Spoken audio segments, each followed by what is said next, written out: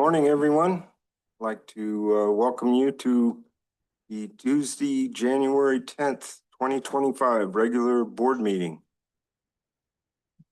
What did I say? Yeah. There's just no hope.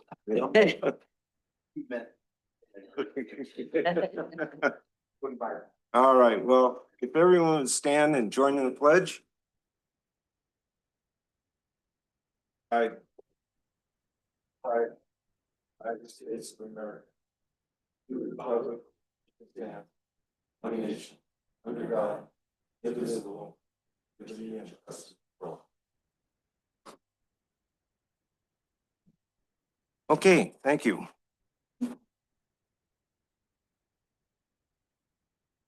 We'll do the roll. Oh, thank you. Yeah, let's see if we're all here. Okay. Director Hollis, Here. Director Jacobs, Here. Director Kearns, Here. Director Rill. Here. Director Ringen. Here. Okay, all five present. Thank you. Okay, public forum. We would like to welcome the members of the public who have taken the time to attend this meeting and provide comments on matters related to district business. Any member of the public may address the board relating to any matter within the board's jurisdiction. This section is for comments on items not listed on the agenda. Persons speaking during the public comment will be limited to 5 minutes, or depending on the number of persons wishing to speak, it may be reduced to allow all members of the public the opportunity to address the board. While no action or discussion may be undertaken by the board on topics presented in this section, board members are listening carefully to these comments and appreciate your input. Is there anyone that would like to address the board? Hello, Elena Linehan, ratepayer. The other night I was killing some time on YouTube and I came across the YouTube channel that TUD has. And I wanted to let you know that you've got some great things on there. Some of those smaller, short, explanatory videos that you have are really excellent. Some are from issues in the past, but all of them were really, really well done. And I don't know if that was something that was done in-house or that you hired out, but either way, they were outstanding. They really, truly were. So thank you for those. Thank you for your comments. Anyone else? Yes, please come to the podium. Morning.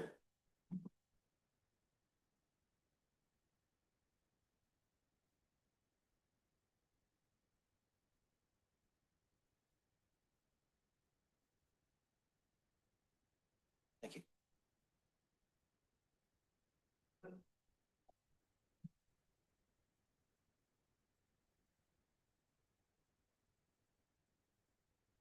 Morning. My name is Randy Meyer. With Karen Meyer, we own the property located at 20250 Jackrabbit Trail in East Sonora. We've lived there for 50 years. We've received public water from TUD for decades without incident. I provided the details of this case, its history, and the applicable regulations and California laws in the folder that I provided to you. We have an old well in the property that's about 600 feet deep and has been unused for 35 years.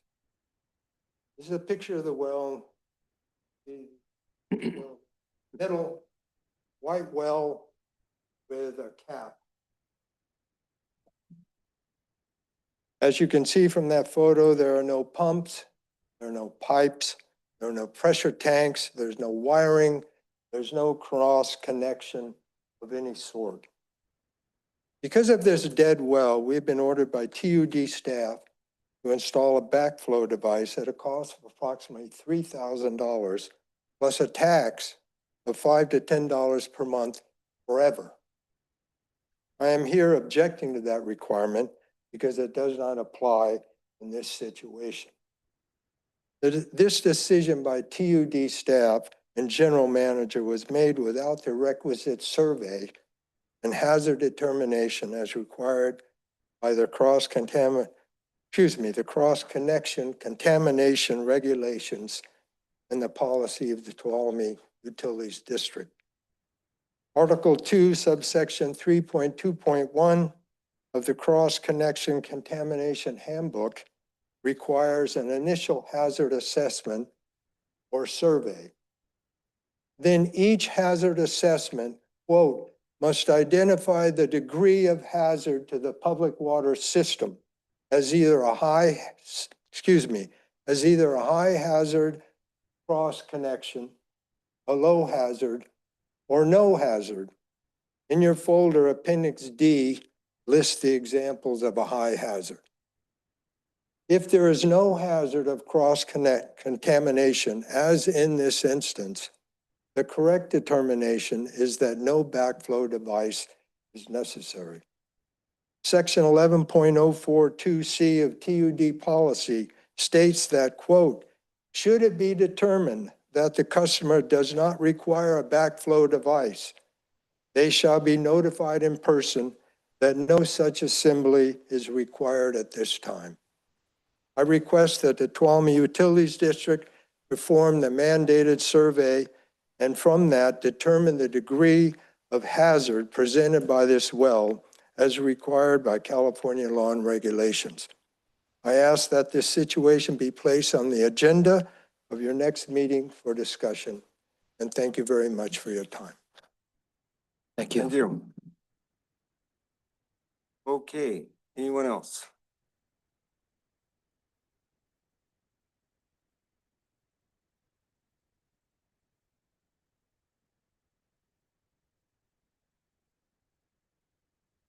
I, Jane Braga, League of Women Voters, the Mother Lode.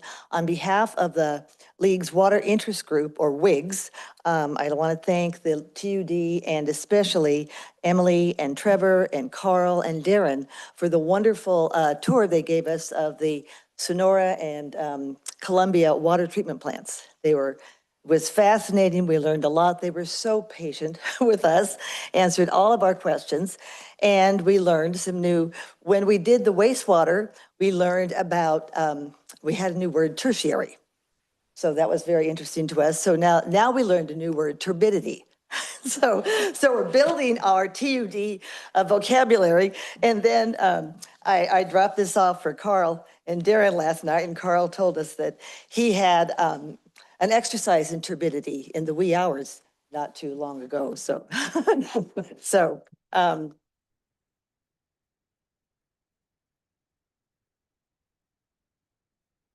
Thank you.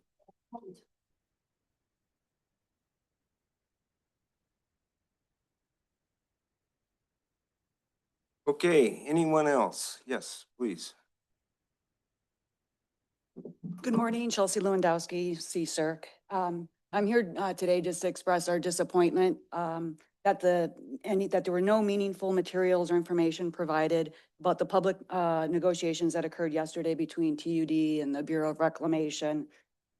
There was no information about the public negotiation on either website that I could find. The contact person that was listed in a news article by a local news outlet was only able to provide me with a very generic agenda. No other substantive materials are able to be provided.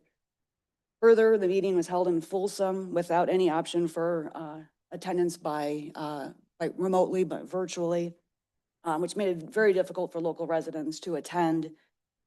And I'm not aware of any follow-up meeting being held in Tuolumne County. Meaningful public involvement is critical so that constructive comments can be provided to benefit the citizens of Tuolumne County. And it seems that that involvement was critically lacking yesterday. Thank you.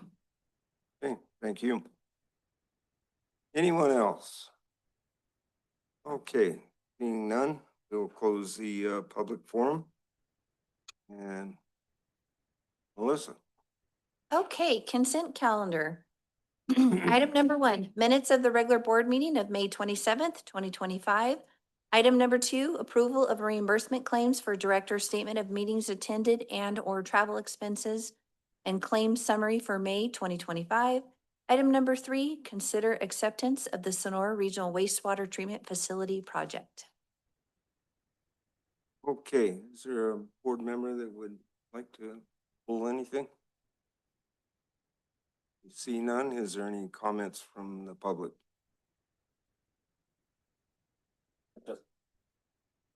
Oh, thank you.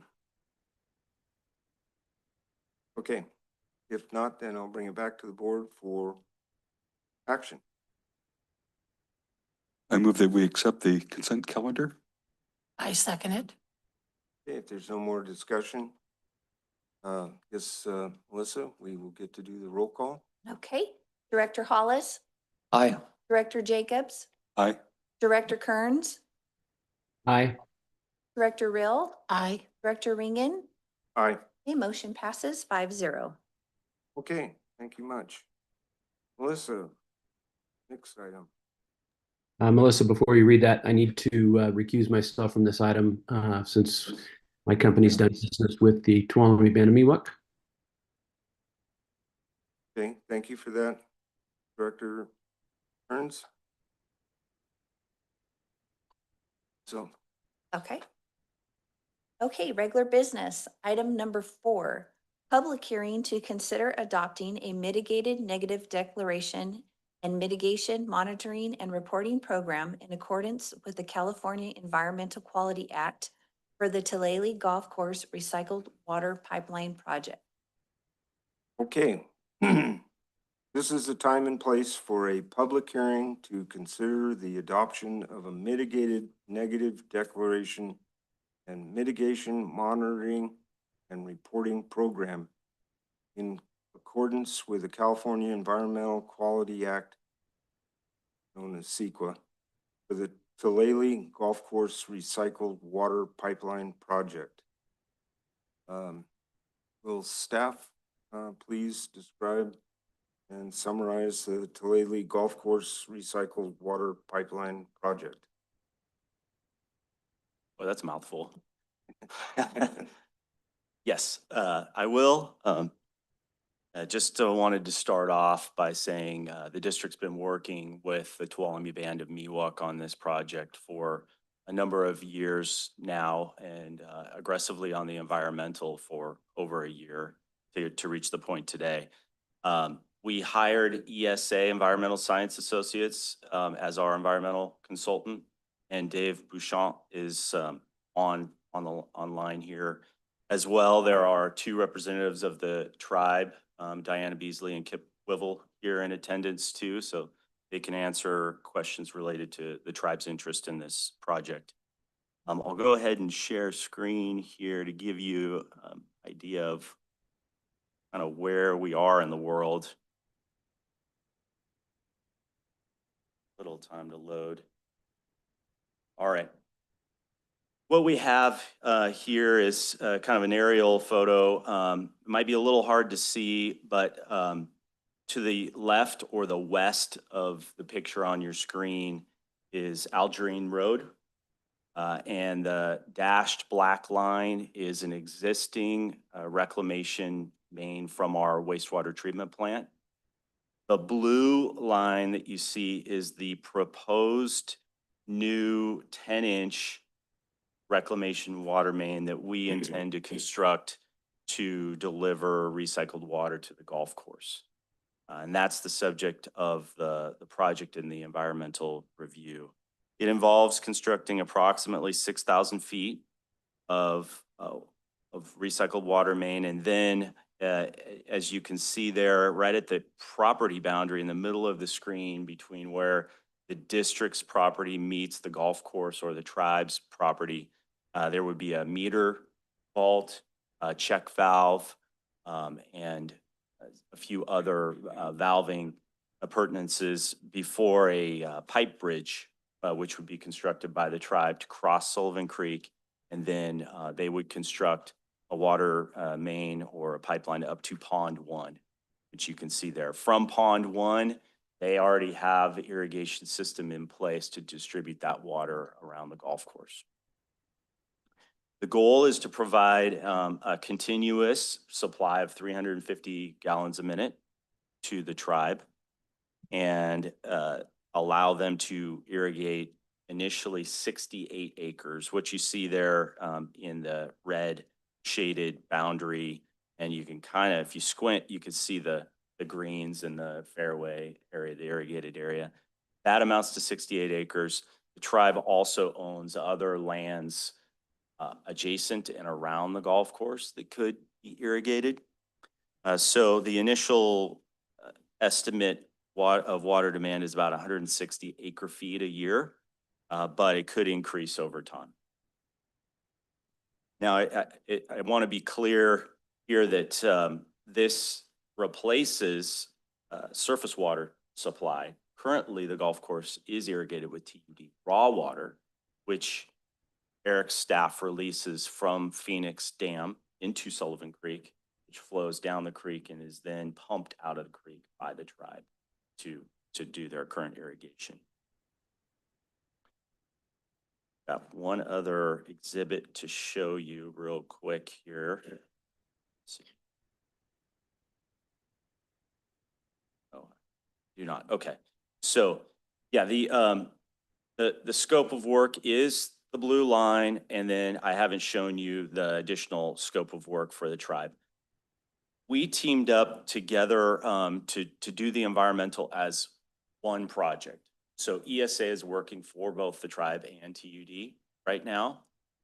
We've been very careful about separating the scope and making sure our billings reflect the level of effort that ESA would need to do for the blue line, and that anything else, the pipe bridge, the permitting, and the construction of the pipeline to Pond 1 is billed directly to the tribe.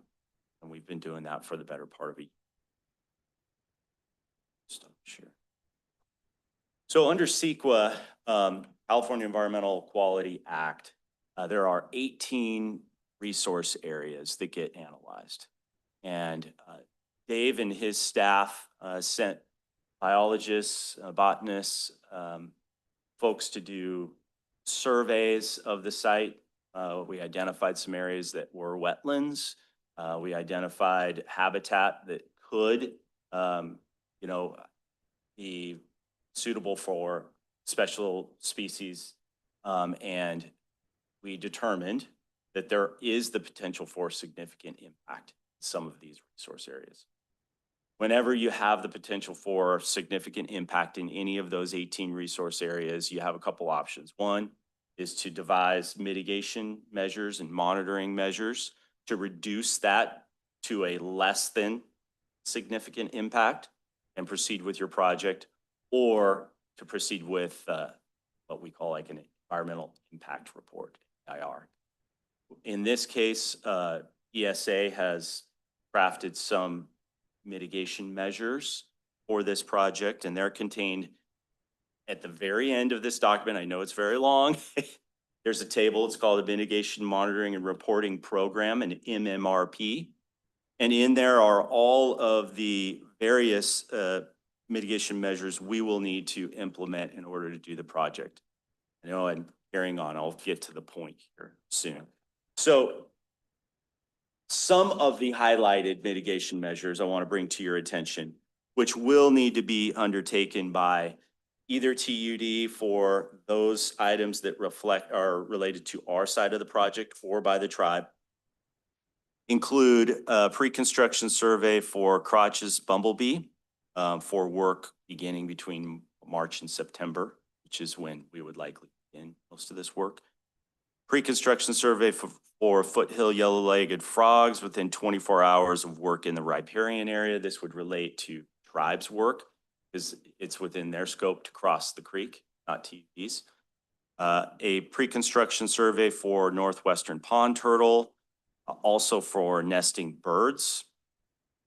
Pre-construction survey for western red bat within 14 days of any tree removal in the riparian area. Again, we don't anticipate TUD doing any tree removal, but the tribe will likely need to in order to construct the pipe bridge.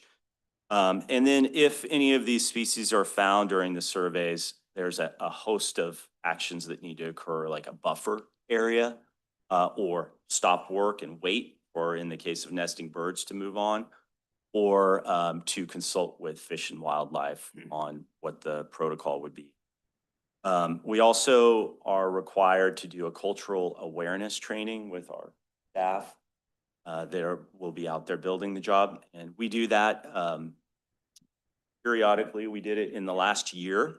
So it's quite possible that the cultural training, we brought an archaeologist in and they did a training here in the boardroom with our staff. So it's possible we've already met that requirement. The project was circulated for a public comment March 3rd through April 2nd. And we received 3 comments. Those letters are contained in your agenda packet. Caltrans, the Regional Water Quality Control Board, and California Department of Fish and Wildlife. Caltrans comments were not really relevant, to be honest, because we're not anywhere near Caltrans property or a highway system. But there were some comments by CDFW related to bald eagles, surveying for bald eagles and golden eagles. And Dave has amended the MMRP to reflect those. But by and large, the comments, didn't require any significant changes to the document. So with that, I'm happy to answer any questions. And like I said, Dave is online as well as representatives of the tribe. And what we're asking the board today is to adopt mitigated negative declaration and to allow us to file what we call a notice of determination with the state that, yes, this board has formally taken action related to environmental review of this project. And our goal would be to then schedule, in conjunction with our construction crews, the necessary pre-construction surveys that we discussed, and then coordinate with the tribe on constructing the project. It's in your proposed capital improvement program for fiscal year 27. So it could be fiscal year 27 means it could be in construction as early as late summer next year, or possibly the 27. Okay, I have 2 things that I need to state just for the record. So, and you already covered them to an extent. Do board members have any specific questions related to the specifics of the staff report before we hear from the public? And of course, I know I've got a few things to say, but also I need to know, which you've already stated, were there any written comments received? And you said yes. There were 3 written comments received. So I will bring it back to the board. You have any questions for staff? Go ahead. I noticed, thank you, that was a great introduction and summary. I've heard of this project, but this is the first time I've had some direct knowledge and presentation about it. I noticed in the 3 letters that one of the letters was dated April 4th, which was past the April 2nd deadline. So how do we manage that? Very observant. They reached out a day or 2 prior to the deadline for the public comment period and specifically asked for an extension. Okay. And since we didn't have this agendized to go to the board on a hard deadline, we're more than happy to accommodate the request. That is, it did come in after the deadline, but That's all. We haven't talked about dollars and cents yet. I saw something in the CIP that had to do with reclamation project. It didn't refer to this project specifically. So one thing I have, again, I have almost no background. So the question maybe have been covered in other board deliberations. Is there any shared cost with our portion of the pipeline with the tribe? Or is it all on the ratepayers? there is no shared portion of our side. Okay. The tribe is funding their side of the improvements. Okay. but we do intend to resurrect a grant application. Now, whenever I say that, I don't want to set expectations too high, but we started a grant application and had consultations with the state. But they said, you know, until you finish your environmental, this is really just a dormant application. So I was going to be working with Emily to re-engage the state on a grant application, because it is the use of recycled water offsets surface water supplies. It's very good. The state used that very favorably. And they have a policy to increase the use of recycled water in California. And then lastly, for now, and I apologize, this is already covered in other board deliberations, but are there any opportunities from our point of connection from our existing system to the Gulf system? Are there any opportunities in that 6,000 mile or 6,000 feet, excuse me, of doing other reclamation projects? We actually will be passing through existing irrigated lands on the West Ranch. That exhibit I showed you, it's really hard to see. I faded it back so that the green was fairly difficult to see, unfortunately, but there is, I don't know if it's 40 acres or more of land that is irrigated already in that alignment, that 6,000 foot alignment. The reason we can't just tie on to the piping that's already in that stretch is because it's private, one, it's undersized, two. So we're going to continue to irrigate that West Ranch, but we had to go back to connect to our system where there's a larger pipeline and install that 6,000 feet through the ranch to get to the golf course property.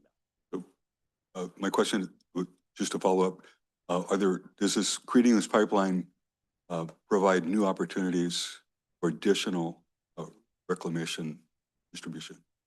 Sorry, I didn't answer your question explicitly. Not really. The topography out there is pretty much maximized already and irrigated already to that extent. But I will say that the district purchased maybe back in 2006, 140 acres to site and build a new recycled water reservoir. And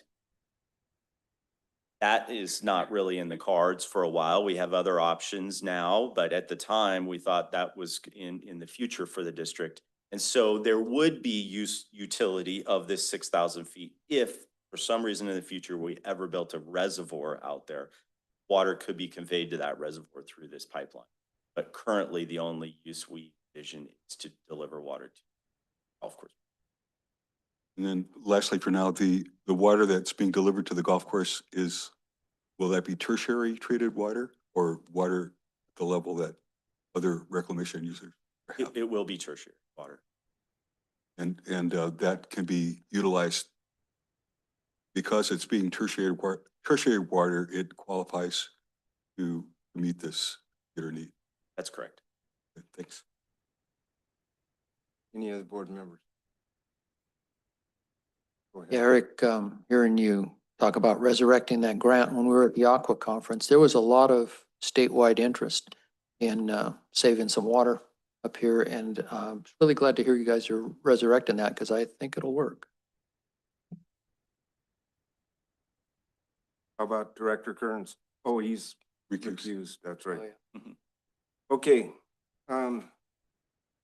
Well, I do have a few comments, questions and so on. First thing I want to say is that anything I say right now is not an indication that I am against this project. I want to make sure everybody's well aware of that. But first of all, this is a little out of the subject, but we've got a Grinch running around here, a weekend stealing Grinch. And I'm determined to find that Grinch. and eliminate it. My crew that's searching for it has narrowed it down to some initials, but they don't have them totally tied together yet, so we don't have a name. But there's a E in there, and a D, and a P, and a J. And any rate, I'll keep you up to date when we find out who it is. But where I'm going with this is a huge document.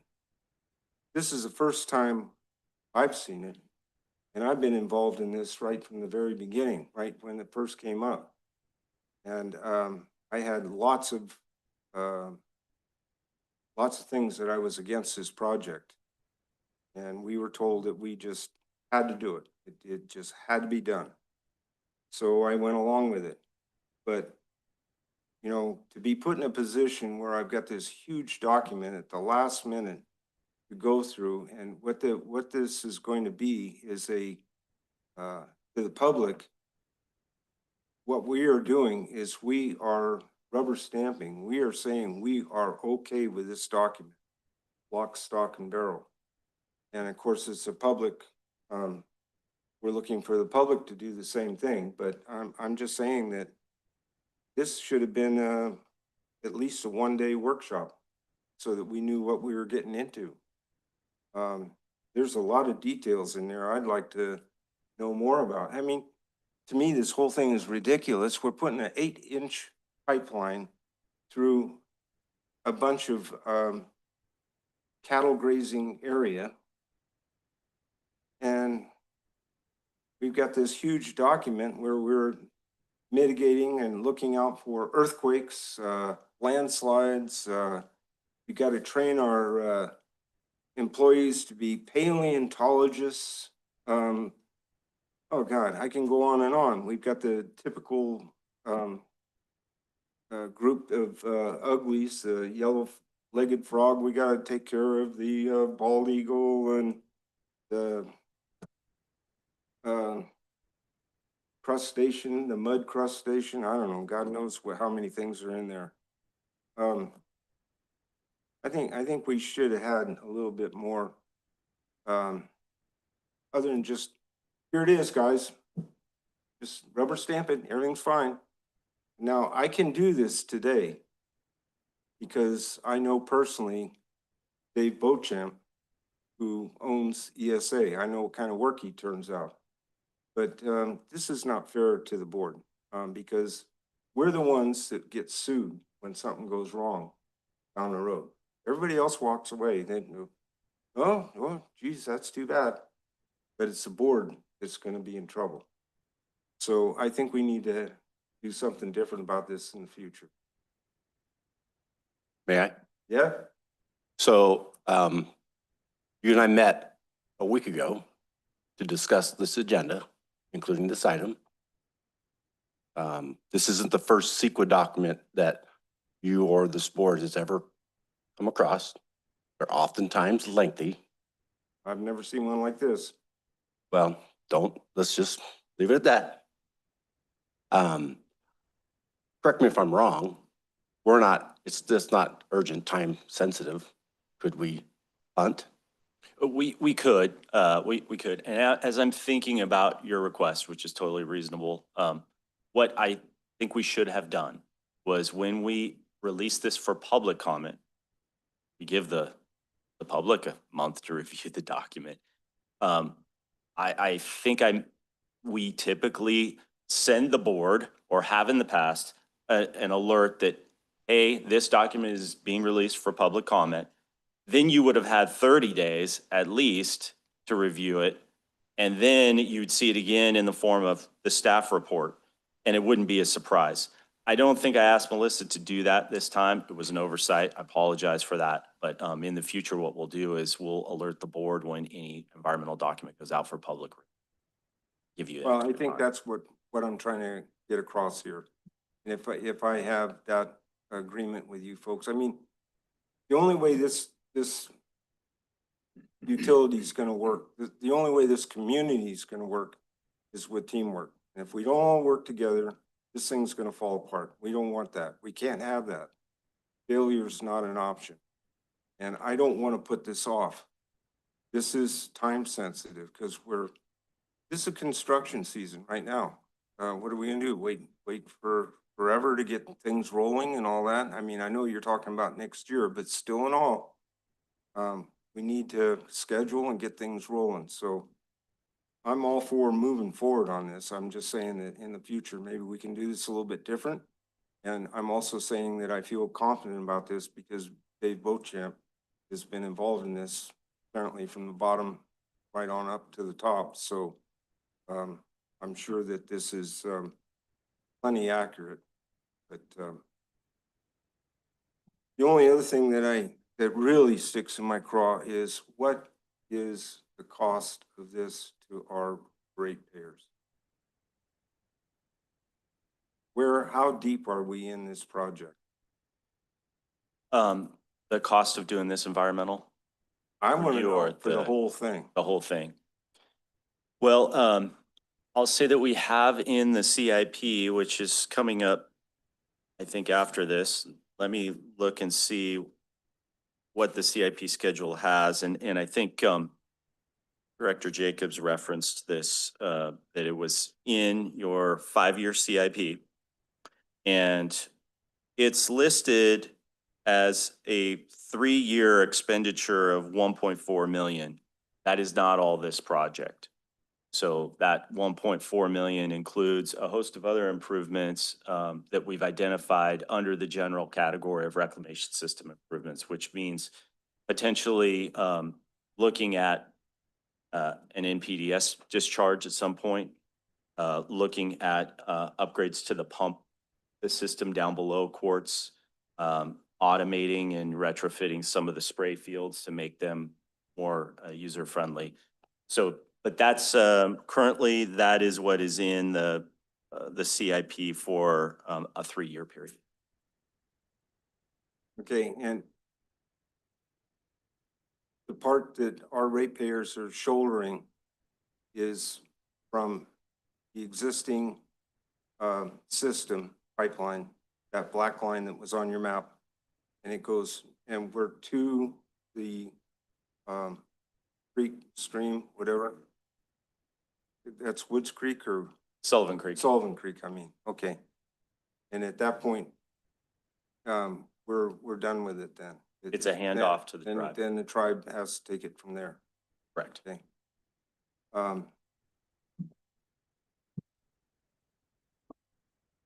Okay, and this contract was entered into in 2019. Okay, and so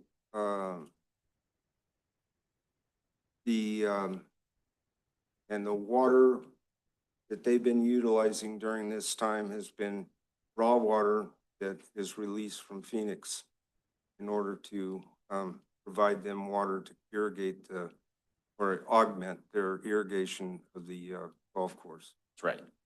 Okay.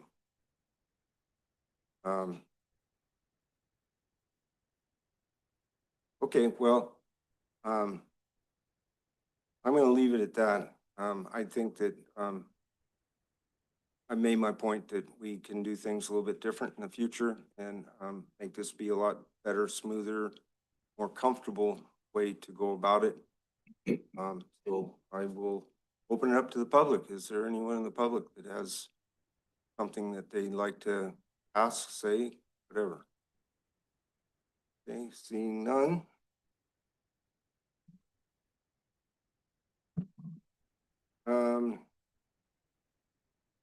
Okay, if there's nothing further to be presented relating to the adoption of the mitigated negative declaration and mitigation monitoring and reporting program in accordance with the California Environmental Quality Act, known as CEQA, for the Tulalip Golf Course Recycled Water Pipeline Project, I hereby declare the public hearing to be closed and return the matter to the board for consideration of the recommended action.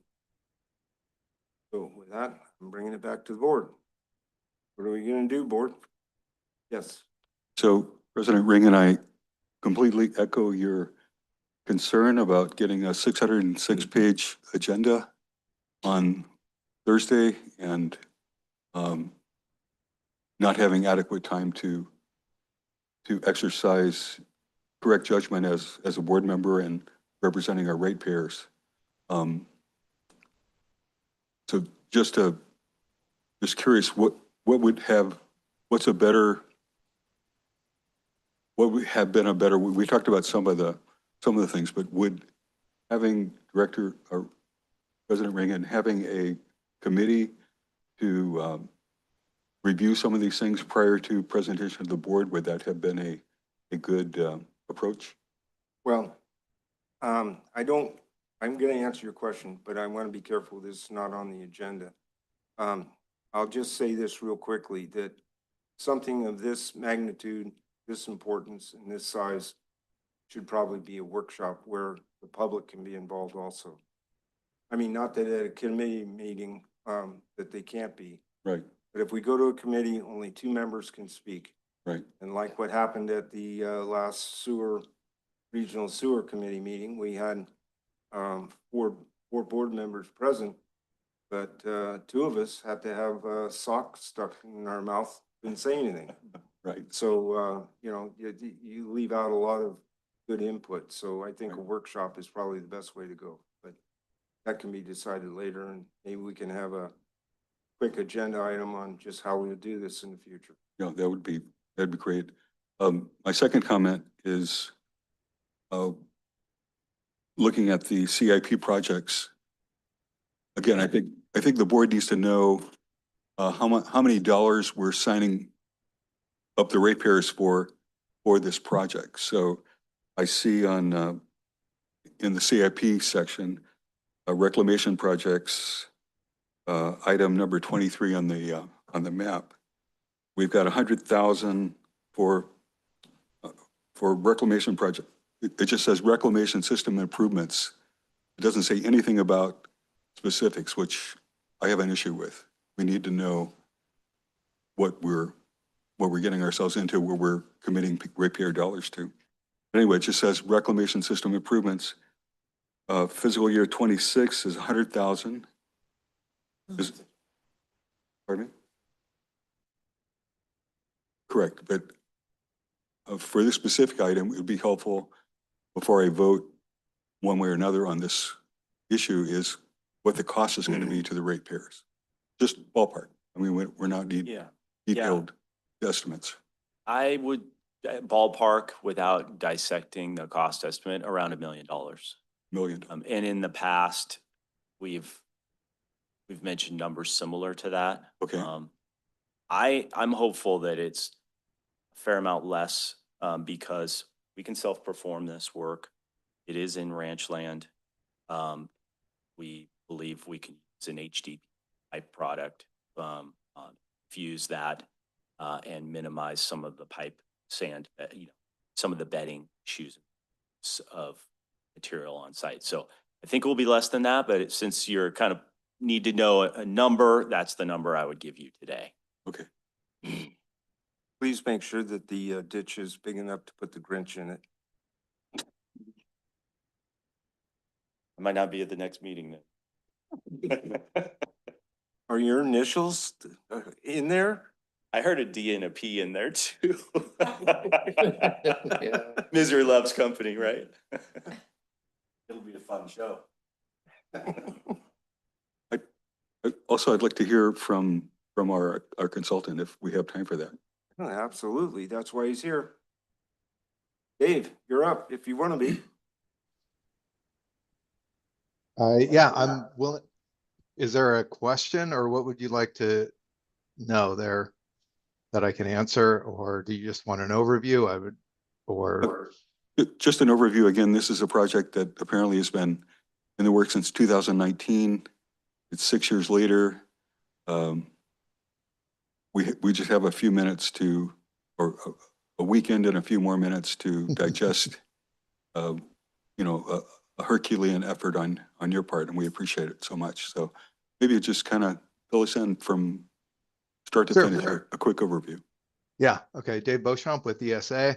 Yeah, I am the project manager and for this project, working both with TUD and the tribe to implement this project. We were, the contract with TIDA and the tribe was signed in 2019. ESA was involved in commencing work on this in, we got under contract in fall of 2023.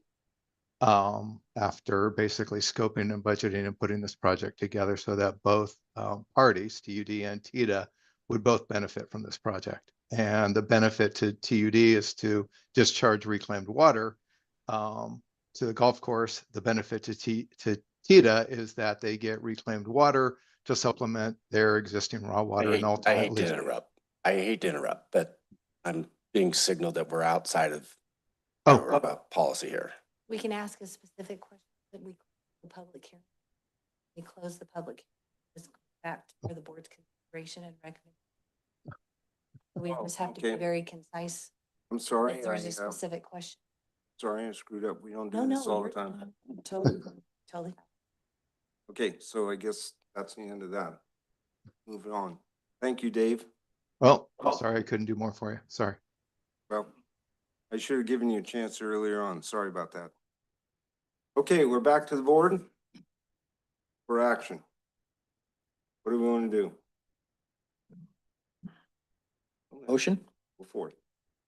I move that we adopt the CEQA mitigated negative declaration and mitigation monitoring and reporting program, the MMRP, for the Tilleley Golf Course recycled water pipeline project.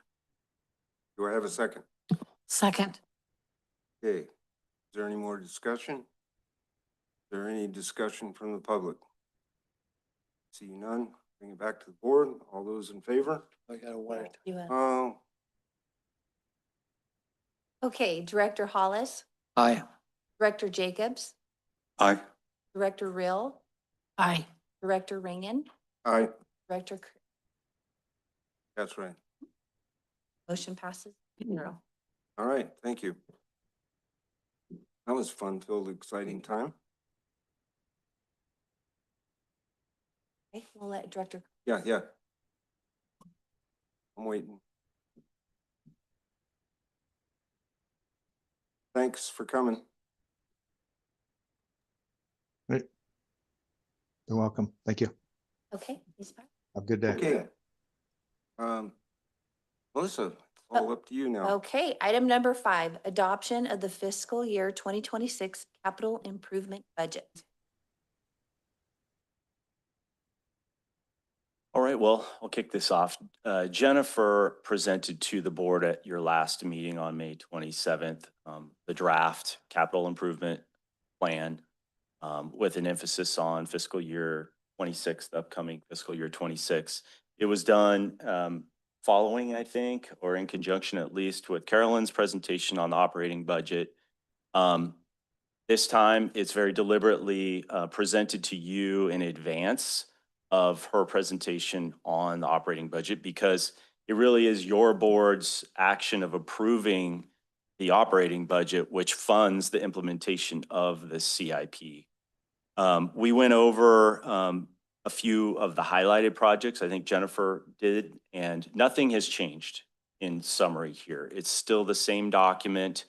The dollar amounts are the same. We have 25 water projects proposed for next year for a total of approximately $5.9 million. And we have 14 sewer projects at a total of 1.5 million for fiscal year 26. One thing we did do since then is I think, you know, the mapping of where all of the project locations were, either perhaps you didn't receive it, but it was included in your agenda package. And that is for fiscal year 26 through 30 for the 5-year time horizon, all of the projects on the schedule and where they're located. It's a pretty busy map when you look at it. And, you know, at this point, I'm happy to go over details. I know that you would like somewhat addressed, but I know that you would like more detail on reclamation system improvements. And where that detail will reside is when you go into the overall CIP document. We will publish to our website a comprehensive 5-year CIP with photos, graphs, and description. And at the appendice or at the back of the document is the project information sheets for each of these. It includes the issue or the problem statement of scope, the cost estimate, and also the phasing or the year of implementation. And it really includes a photo or a map or something like that. So the detail, hopefully, that you need will all be in that document. But for today, we're really just focused on fiscal year 26, and the schedule of projects was included in your agenda, in your staff report. The only thing I would like to add is that it doesn't include any grant funded projects. So, when you look at how much we're doing, it's not just isolated to what you see here on the page. It really is. Sierra Pines is consuming a lot of time. The Hydro Y tank is a grant funded. There are a few others that we're working on that aren't really reflected. So I just have a quick question here about the map. I was looking at that and the explanation of where the projects are. I think it's great that the projects are expanded over the entire area of TUD's sphere of influence, but I certainly hope that wasn't done on purpose and overriding projects that need to be done prior to spreading them out over the entire thing. I hope it was done by priority as to how important the project is to be done, or whether the failure point was getting close on something, and you know what I'm saying. 100%. We did not gerrymander the project locations to distribute them amongst districts. Yeah. And it really was a function of the folks closest to the system operations elevating their needs and their concerns up, and then filtering those, refining the scope, and having Jennifer put costs to these in conjunction with superintendents. And then through Carolyn's budget constraints, Dawn and Eric and I sat down and really tried to prioritize and spread these out to match the budget that we had. There was no, there was no picking projects based on specific location in service area. Okay, great. And Don Perkins didn't get a chance to overrun the thing with tanks, right? There was a lot of discussion of tanks.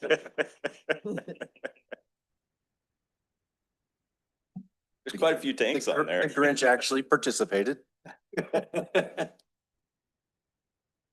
And we have a tank on the agenda today too.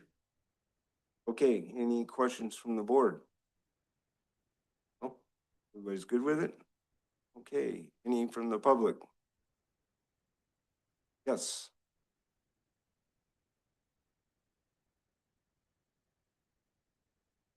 I just want to tell you how much I appreciate the work that you put in on the budgets. I understand how difficult it is to make decisions and priorities with limited dollars, our dollars.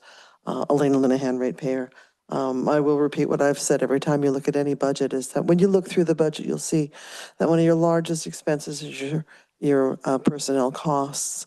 And I want to remind you always that that expense is also showing that that's your greatest asset as well. Thank you. Okay, no further. I'll bring it back to the board. What do we want to do here? We want to adopt this, don't we? That's what we're looking for.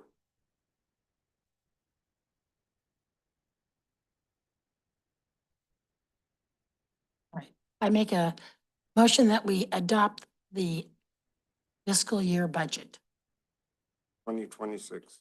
2026. Uh, Capital improvement plan?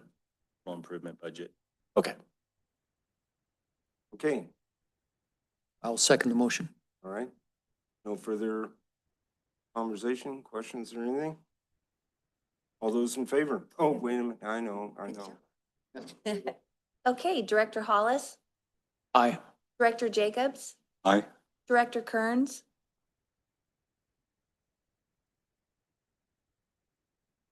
Mute. we'll come back. Director Rill, Aye. Director Ringen, Aye. Director Kearns. Aye, sorry about that. Couldn't hit the right button. Okay, motion passes 5-0. All right, thank you. Yes, then we move on to number 6. Melissa, whenever you get a chance. Okay, approval of the fiscal year 25-26 operating budget and wage salary schedule. All right, good morning. That's me. Well, good morning. I'm happy to present today the final budget for your possible adoption. You had your first look at this a couple weeks ago on May 27th, as Eric mentioned. And so there was a packet in your, the full budget was in your packet. What I'm going to go through is just more kind of big picture graphic form of what you have in your packet, but certainly if you have any questions about the specifics in your packet, let me know. So today is budget adoption fiscal year 2026. And just for your information, that means our fiscal year begins July 1st, 2025 and ends on June 30th, 2026. And so that's what the expenses and revenue that we're looking at applicable to that time period today. And so part of what I wanted to just go through today was just kind of our budget process, what we go through as staff when we start looking at this. And so there's this graph here that just kind of shows the different steps that we have to the process. And the first part of the budget process that I go through specifically is to estimate our revenue by fund. And so that essentially becomes our spending limits for the year. So there's different categories of revenue, which that was in your budget packet. You can see those individual categories, but first come up kind of with that bottom line. And then secondly, what we start to look at is personnel. As Elena mentioned, that is one of our biggest expenses. And so we start looking at that first and we kind of organize it. It's organized by categories, it's basically, we look at our needs and our costs associated with all of the personnel. Is our current full-time equivalent still working for us? And then we start looking at the costs with and benefits associated with all of that. Then we also start looking at non-personnel costs, and this is the this is the day-to-day operational costs. This is our chemicals, this is our repairs, this is our tools, this is the insurance, property and general liability insurance. This is customer costs like credit card fees, billing, things like that. And then also at the same time, this is all kind of going on simultaneously. But then our engineering department, in conjunction with our operations and with the superintendents, start getting their capital ideas and focusing on what the priorities are as far as capital expenses. And for those that don't know what capital expense, what the definition of that is, it's equipment and big projects and things like that that have a useful life that is greater than a year and a dollar amount that is more than $50,000. So that's when it gets categorized into the capital improvement program. The other thing we have to look at is debt. So what debt do we have out there that we need to be making principal and interest loan payments on? And these are for capital projects that have happened in the past that we decided to fund through loans rather than straight cash in that fiscal year. Looking at all of those things together, what we really are hoping for is balance. So there's different ways that we have to come about and get that balance, but that's our goal at the end. And this essentially, when we're going through this process, our primary objective, which is spelled out in our budget policy, is to provide the highest possible level of service to district customers while maintaining a sound financial condition. So, I mean, we would love to go above and beyond, but we still have to maintain a sound financial condition. And so it's also our endeavor, which is also in the budget policy, to keep current expenses less than current revenue. And so if I liken that to a scale, basically we'd hope to have a balanced scale. Revenue weighs as much as our expenses weigh as much as our revenue. So essentially that's our goal, is to have that balanced scale. Or another good one would be if our revenue outweighed our expenses, if that happened, we'd be able to transfer some money to reserve, and which is also a good thing. Part of that, sometimes that, you know, that's a good thing, and we want to have adequate reserves, and we have a reserve policy and goals that we try to get to. One thing is that if we did this year after year after year after year, that could also be problematic in the sense that it might suggest that we're actually collecting more revenue than what we actually need. And so, although this is a good thing, and we want to have those reserve goals, again, if we had this massive, this happened year after year after year, that can also be problematic, if that makes sense. The thing that we don't want, and this is what we try to avoid, is for our expenses to outweigh our revenue. And if that was the case, we'd either be looking for transfers from reserve, which we may have to do from year to year, or it also can sometimes trigger a rate increase. So basically, our goal as when we're coming up with this budget is to have that balance, or maybe a slight transfer to reserve so that we can reach those reserve goals. So that's kind of the big picture of what we're trying to do. So what I'm going to talk about today is Eric touched mostly on the capital side.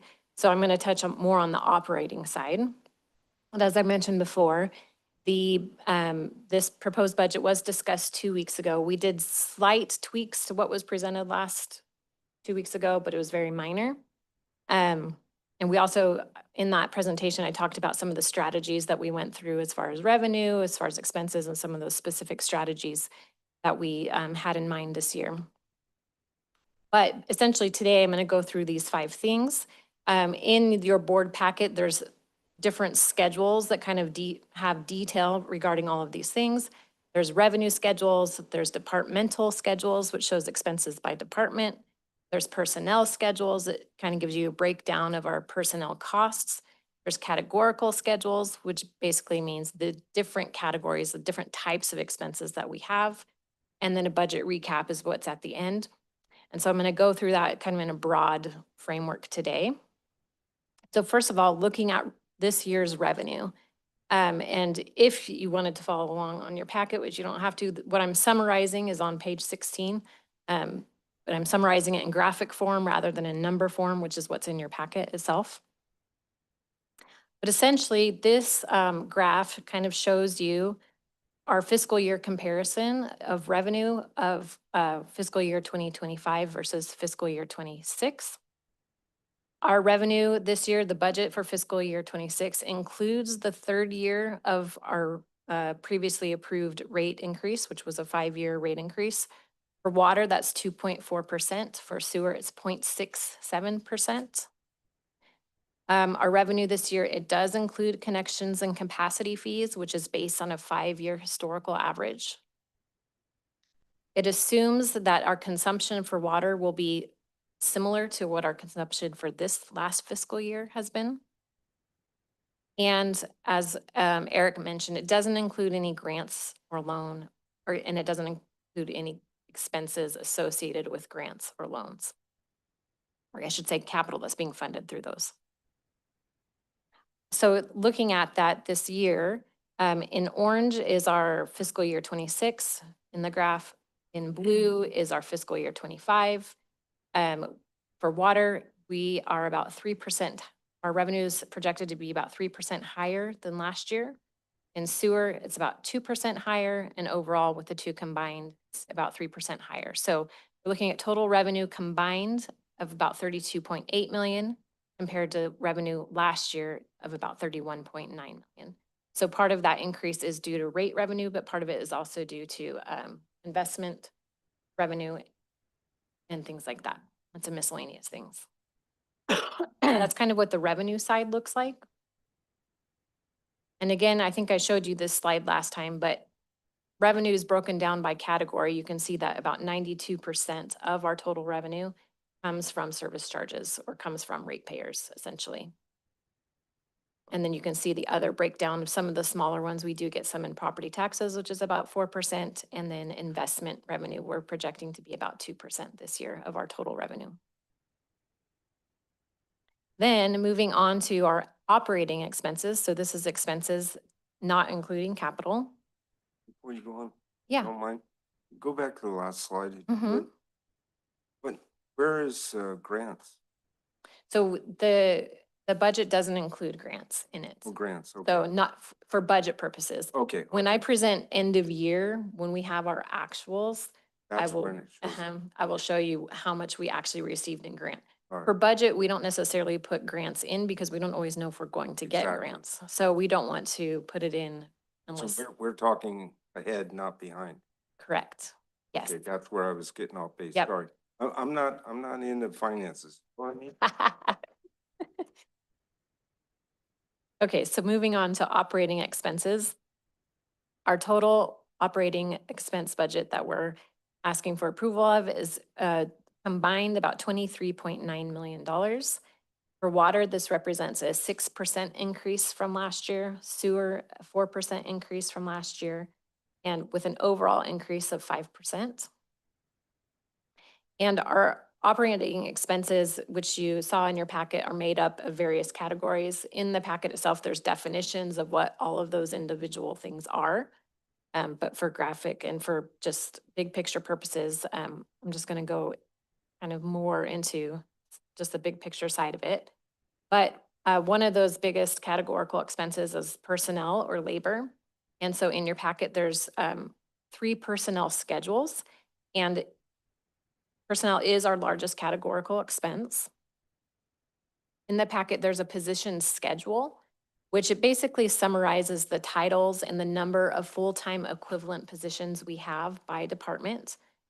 And so in that this year, some of the differences between this year and last year is that we have added 2 full-time equivalent positions in construction and maintenance. We also have 2 full-time positions in 2 other departments that are still on the schedule, but they're technically unfunded in the budget. That's 1 position in the water treatment department and 1 in the engineering department.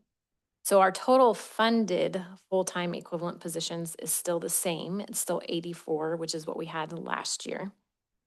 And the other difference is that this year, as far as we also have temporary workers that come in, temporary seasonal workers.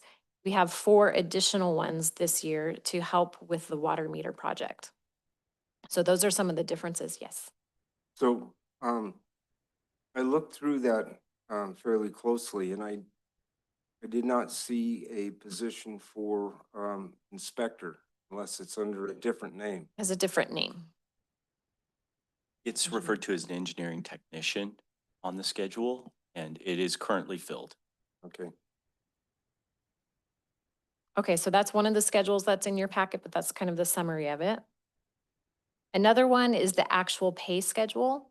And so that is our actual, it lists the position, it lists the range of the position and the steps of each position by hourly. Yes, go ahead. Back on the full-time equivalent positions, Yeah. funded versus unfunded. I don't understand that. Unfunded, you actually hired somebody or you didn't?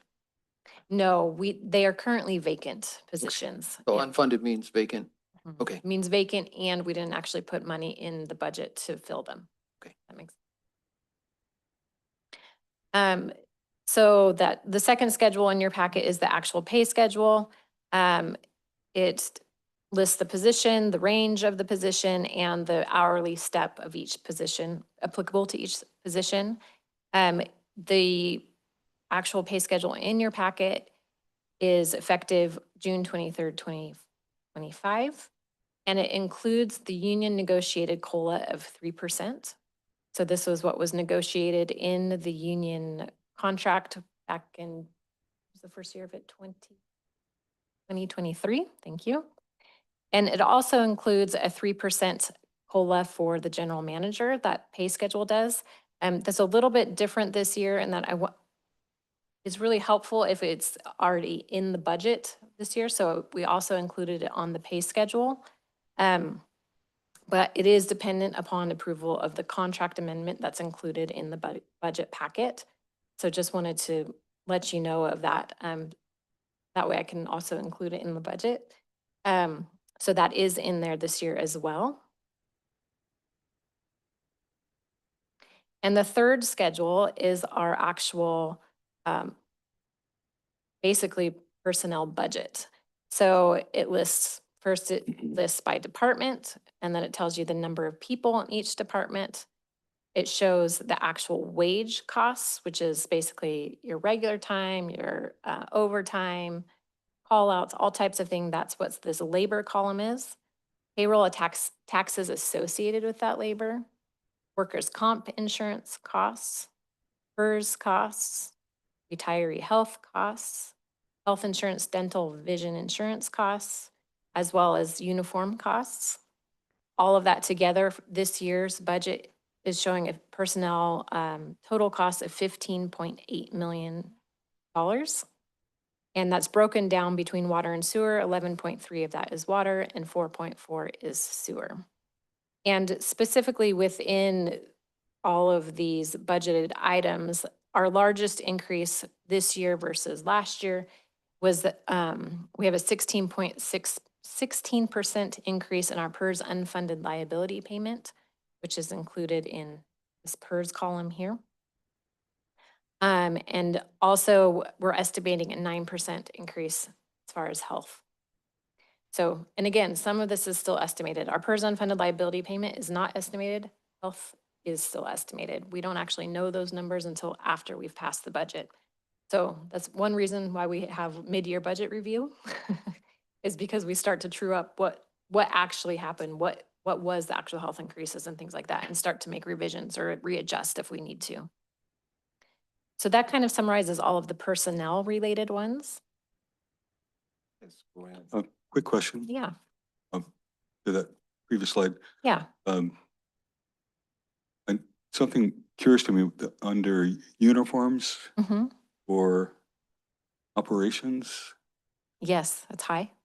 Yeah, it works out to about 12,000 per person per year. Yeah, so the way that works is pretty much we have a uniform laundry service and it all gets charged to that department, even though it's actually for every single worker. Because it's difficult to pinpoint by worker, if that makes sense, because it's a laundry service, rather than some places have an actual uniform allowance that they give directly to employees. So if that happened, then you would see it broken out more evenly through each department. But that actually includes really the laundry service for every single employee that's required to wear a uniform. Okay, cool, thanks. You know, I'd like to just throw in there too that you figure how many days they're on a lot of times. That runs the cost up, and it's not just a uniform, it's coveralls, I mean, it goes on and on. So I'm amazed sometimes that it's not more than what it is, even though every time I see it, I choke.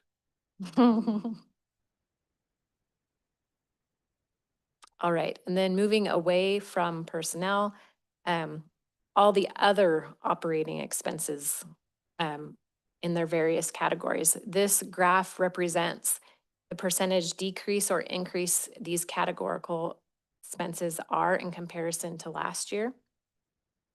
And it's so funny because last year, every single one of them was an increase. This year, graph looks quite differently in that some of them are actually going down in comparison to last year.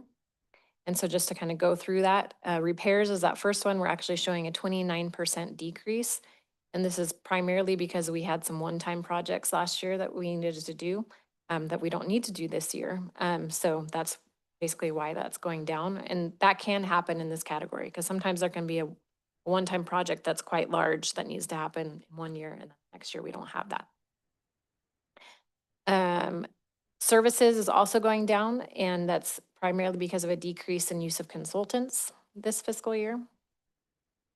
Utilities is actually going down, which is surprising, but we are actually receiving a rate decrease from our our main electricity provider, Tuolumne Public Powers Agency Authority, an agency or an authority. I can't remember which one.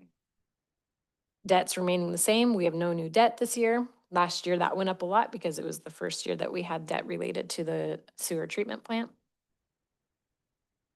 Supplies are going up by 4%, and that is due to chemical costs and one-time expenses.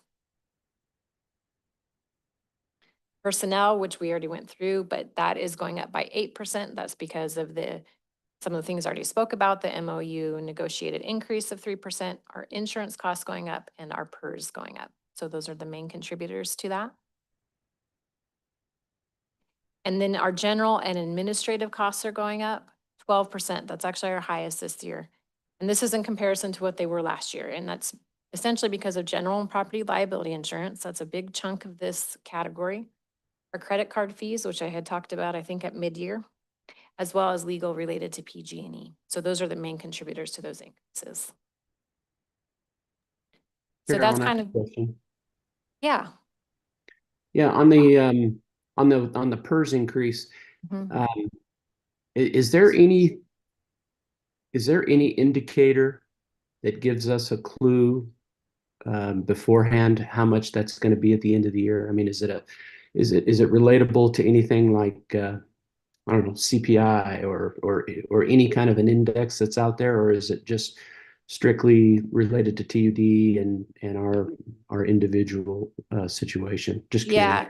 Yeah, there isn't any, there's nothing out there like CPI or anything like that. What it's actually dependent upon is our actuarial study that happens each year. And so, and to answer your question, it is specific, but not specific to TUD.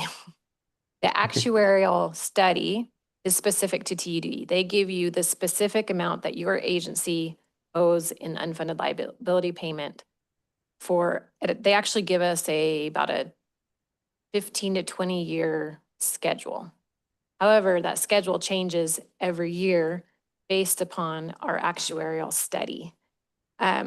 So we don't get that actuarial study until after budget as well. So this is actually based on last year's actuarial study. So it can fluctuate even during the year. So then, would I be right in assuming that it just boils down to age of our employees, how many retires we have, just all those kinds of things? Is that what I'm hearing? It does, except for that we are in what's called a pooled plan. So they actually look at everybody that's in that pool and then make assumptions based off of that whole pool. So when I said before that it's specific to TUD, but it's not specific, it's specific to TUD in the sense that they give us a specific dollar amount. The assumptions are not just based off of TUD employees. But you're correct in the sense what they look at in the actuarial study is they look at age of that whole pool. They look at age of employees. They look at number of employees. They look at salaries of employees. They look actually at death rates. They look at, and one of the biggest things they look at too is the stock market. So they've got all of these funds invested. And so based on the stock market, that can affect our future required payments as well. Yeah, so that And answers my retirement question. tiers, thank you. Yeah, so there's just no way that we could even certainly not accurately, but not even come close to try to figure out what next year's PERS or the unfunded liability would be, correct? I mean, it's Correct. just there's it's voodoo math. Yeah, It's I've heard somebody say that. Okay. Yes. All right. Thank you, Carolyn. Appreciate You're it. welcome. Okay. So that's kind of what the categorical expenses look like compared to last year. The next slide that I wanted to show you is our actual departmental expenses. So essentially, we've got all of those categorical expenses, but all of those are contained within departments. So each department has a you know, they each have personnel, they each have, and I shouldn't say all, not all of them have equipment. Finance doesn't have equipment. What's that? Calculators, yes, thank you. We do have equipment. Um, but we don't have chemicals, we'll put it like that. So basically those category expenses are also categorized by department.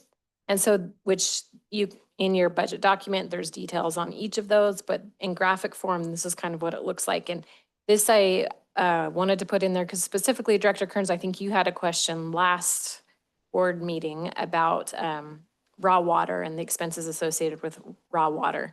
And so this graph actually shows you of all of our operating expenses, the percentage that each of those departments, or I should say, type of service they provide, what their budget is as a percentage of the whole. And so you can see Board of Directors, you've got your little budget up there, the smallest one at 1%. Our largest operating costs are water treatment, which makes a lot of sense. That's what we do the most of around here is water treatment. Getting back to the question I had last time too, thank you for putting that on this graph, that raw water conveyance. That's just one of the things that that we pay for that free water we get from PG&E. Right. Yes, and it represents 7% of our total operating costs. And in dollar amounts, that free water is $1.7 million. So. Thank you very much. And that's just the operational side.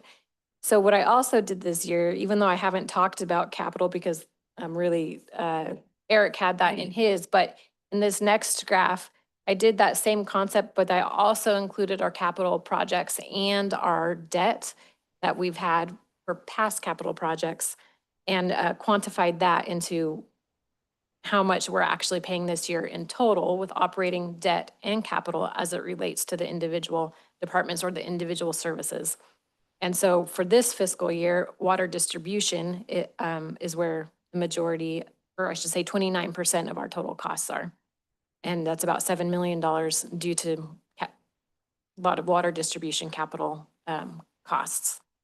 And specifically, Director Kern's raw water with capital is about $2 million. So our free water is $2 million.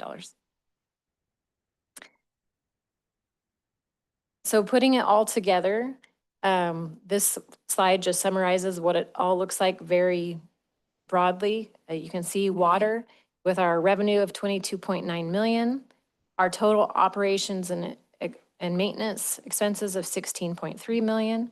We have a net surplus, I should say, of 6.6 million before capital costs.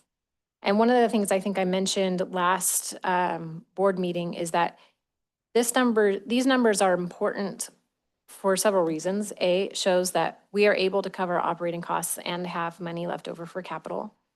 But also, for all of those outstanding loans that we have out there, there are debt service requirements out there that we have to, our revenue, according to those contracts that we have, must exceed us from a range of 100% to 120% of the debt service that is owed in that specific year.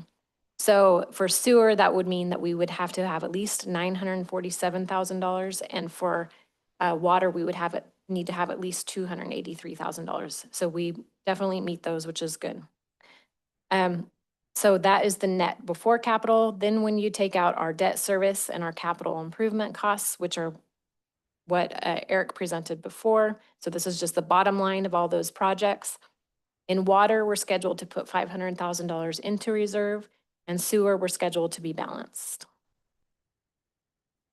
which makes our scale look like this. And so that's the end. So we basically have a small amount to transfer to reserve this year. Is the plan. So I didn't know if, and that's the end of my presentation, if anybody had any questions. Okay, go ahead. So Carolyn, what's our reserve position now and what's our ideal reserve position? Yeah. So our reserve position right now for water is that we have, and I should say this was as of last fiscal year. So it's as of our last audited fiscal year. We'll have new numbers after the end of this fiscal year. But as of last fiscal year, in water, we had, I believe it was about 1.7 million in unrestricted reserves. In sewer, we had about 8.2 million in unrestricted reserves. So 8.2 million in unrestricted reserves for sewer. So and this is probably something that I would like to start going over at fiscal year end when I do the fiscal year end presentation, is to show, are we meeting our goals? Because there is a reserve policy out there that states, which was a board approved policy, of what our specific reserve goals are. So when we have situations like, for example, if we are able at the end of a fiscal year to put money into reserve, we can kind of designate, okay, which of these, out of all of these goals that we had, do we want to put it into? Right now with sewer, we actually already meet those goals. With water, we don't. So I don't know if that helps. Go ahead. Yeah, just to follow up on reserves, what is the board policy for reserves? I should know this, but I don't. You mean the title of the policy or just the details of it? The percent or. Okay, yes. So board policy with reserves is that we would have three, and I'm going kind of off the top of my head a little bit, three main reserves: operating, contingency, and capital. And so for operating, we hope to have at least 90 days of operations and maintenance expenses set aside. That's a goal that's in that policy. Contingency, 2% of operations and maintenance.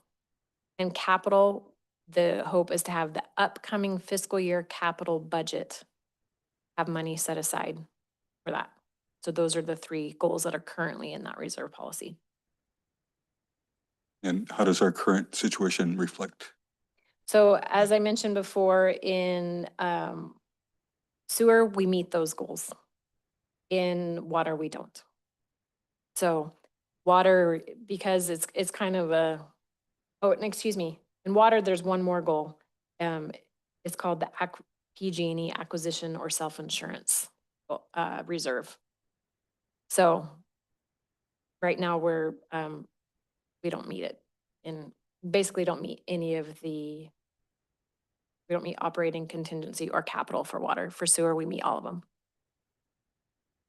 Go ahead.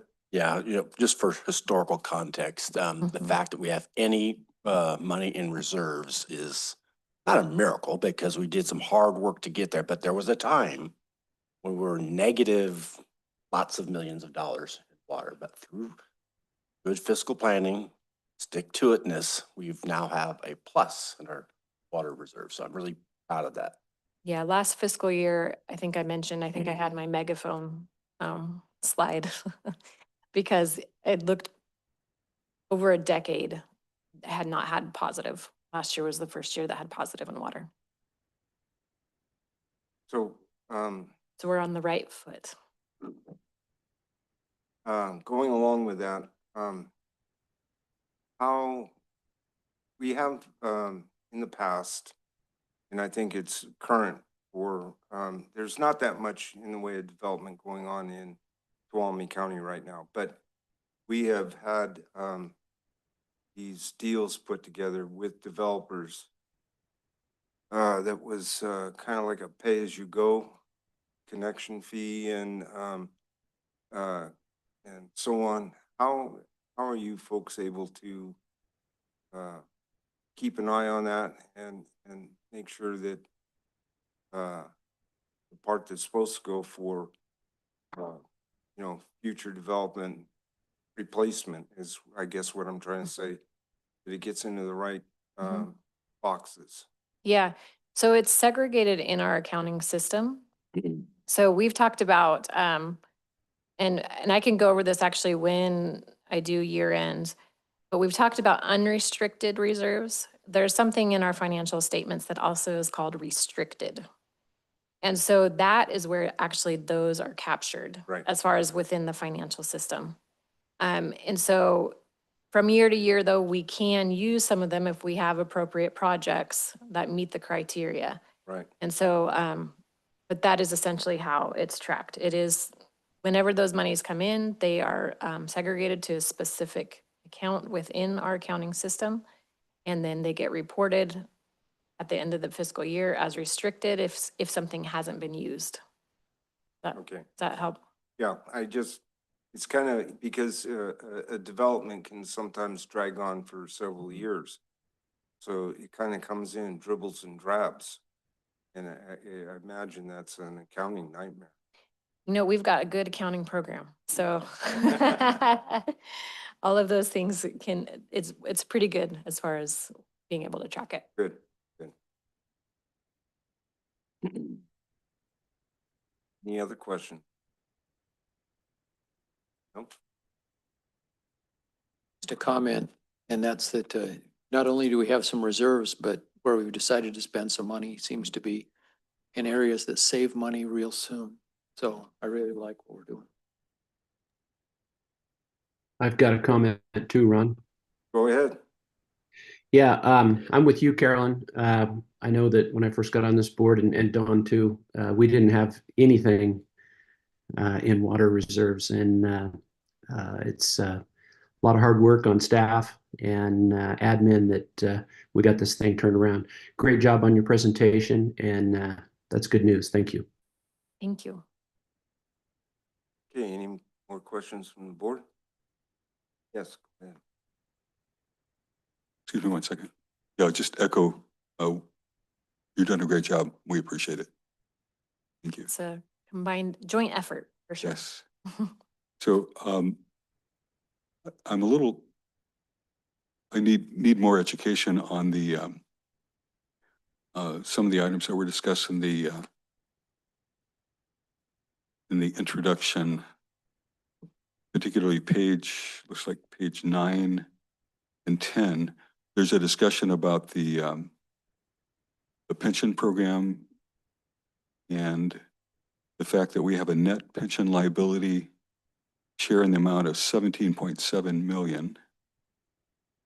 And then on the next page, so that's on page 9.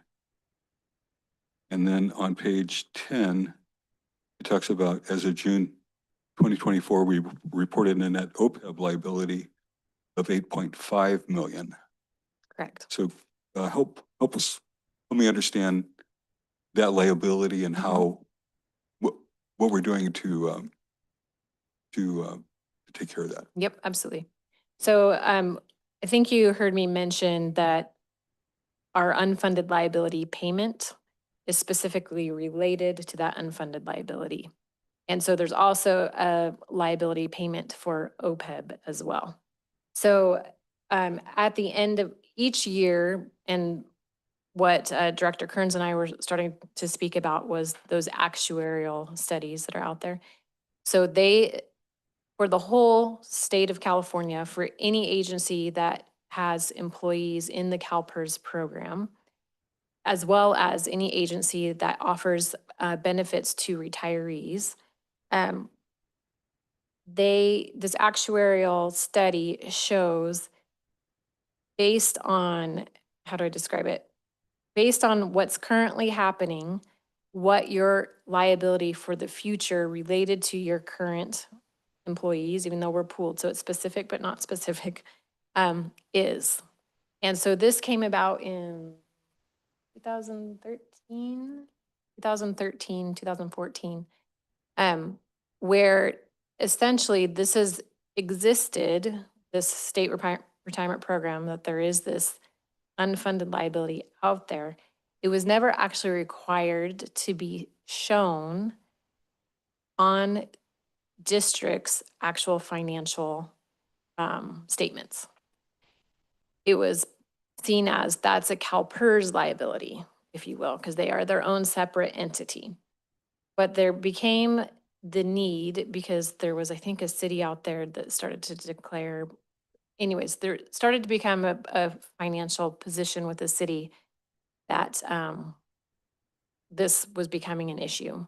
And so they said, you know what, districts, this is school districts, this is state, it's any agency that is in the CalPERS program, you need to start showing that liability on your financial statements. And so they started to do these actuarial studies so that we could show them on our financial statements. So that is what our audited financial statement unfunded liability position was at the end of last year. So essentially too, what that did when districts had to start showing that on their financial statements is, and I shouldn't say every, but many agencies, when we talk about unrestricted reserves, it almost made everybody go negative. Because really, in your financial statements, and this is very simplified, an accountant would probably cringe to hear me describe it this way, but essentially, one of our financial statements, which is a statement of net assets, kind of shows you what you own less what you owe is what you are worth, if you will, if you are a for-profit agency. For us, what is left is your reserve. So when that unfunded liability started to have to be on your financial statements, what you own minus less what you owe, because they said this is something you owe for the future, made everybody negative, which is also what happened to TUD. The good news is, even though we have that 17.7 million liability, what we own less what we owe, including that 17.7 million, whatever it is, that's them combined, we still have, now we have a positive, even with that large liability, which is somewhat unique. So I don't know if that helps and that's also related to the OPEB as well. OPEB is the retiree benefits health insurance that are offered to people. And so, and what we are doing each year to reduce those unfunded liabilities is making those unfunded liability payments that PERS and our OPEB actuary says you need to make these in order to eventually start to make this go away. The tricky part is those numbers are always changing. So if you think about it this way, they kind of set you up on a, let's say a 20-year plan to pay this off, kind of like you would with a mortgage, right? Except for imagine if your mortgage bottom line was always changing. That's essentially what happens. So we make those payments as required as to what they say they should be each year. And that's essentially how we whittle away at the unfunded liability. The tricky part is that it changes. So I don't know if that helps answer your question. It does. So just to confirm my understanding, so we have 17.7 million with net pension liability, and we have 8.5 million with OPEB liability, which totals say 26 million. How soon before we can get out from under that liability? They give a 20-year schedule. But like I said, it's always changing. So depending on the value next year, they may increase the payments that are required to pay that off. I've also seen where they actually just tack on a few more years. So right now they have a 20-year schedule. So how do we weigh that liability compared to our reserves? Because it sounds like this liability is far beyond anything that we're setting aside for reserves. But as I mentioned, what we actually have, what was happening to people as soon as that had to appear on people's financial statements is they had negative reserves because of it. We do not. So what we own, less what we owe, including those liabilities, is still positive. And that's our reserves, our unrestricted reserves. Thank you. I think too, didn't the board back then also state that we were to make a certain amount? I forget whether it's a dollar amount or a percentage here. It was over and above in order to try and carve that down. Yeah, so that in relation to OPEB, they were just starting to trying to get a handle on making the actuarial determined contributions. And so, and it was a ramp up, if you will. So now we are at the point where we can make 100% of the actuarial determined contribution for OPEB. As far as I'm aware, I think they've always been making 100% for PERS. Okay, well, good back and forth. Any further questions or anything? I'll bring it to the public. Anybody have any questions, comments? No? Okay, bring it back to the board and get this changed. Yeah, how does this work here? So I guess we're looking for a resolution to adopt the budget and wage salary schedule. And I think we're gonna need a resolution number also. Resolution number 5. Okay, thank you. So I move that we approve the fiscal year 25-26 operating budget and wage salary schedule. I'll second it. Okay. Any further discussion? No? Public? Nope. Bring it back to the board and guess what? I got it this time. You got it. Okay. Director Hollis, Aye. Director Jacobs, Aye. Director Kearns, Aye. Director Real, Aye. Director Ringen. Aye. Okay, motion passes 5-0. Right. Thank you, everyone. Thank you, board. Thank you. Okay, I guess we are to next one there, Melissa. Okay, item number 7, consider awarding Cedar Ridge Upper Tanks Replacement Project construction contract to Superior Tank. You up? I am. You'll see that Nate Gookin and Jennifer Batt were listed as submitting the staff report. They're not here today. Get me. This particular project, the Upper Cedar Ridge Tank Replacement Project, was just approved with the last action you took. It's listed on the capital schedule for next year in the amount of $991,000 change. Just a brief overview of the project. Cedar Ridge is served currently by two old 125,000 gallon bolted steel tanks. They're on the same site. They're both in extremely poor condition.